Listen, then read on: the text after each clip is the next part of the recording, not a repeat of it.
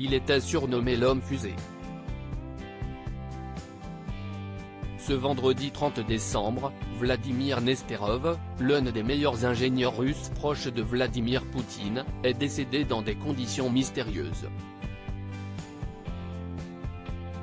Il avait notamment conçu les fusées russes Angara, que le Kremlin souhaitait utiliser pour partir dans l'espace.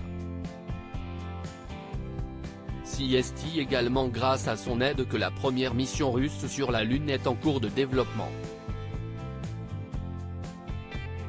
Selon le média britannique The Sun, Vladimir Nesterov aurait également été accusé de détournement de fonds. Il aurait notamment empoché plus de 57 millions de livres sterling illégalement. Il faisait depuis l'objet d'une enquête criminelle, ouverte à son encontre en 2014. Il était ainsi détenu en résidence surveillée.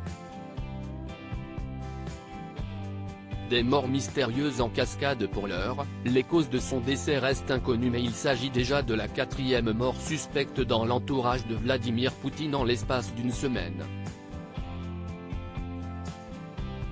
Le jour de Noël, un responsable militaire est par exemple mort juste avant une rencontre prévue avec Poutine. Même sort pour le général Alexei Maslov, tombé malade et décédé à l'âge de 69 ans, juste après une visite avortée du président russe.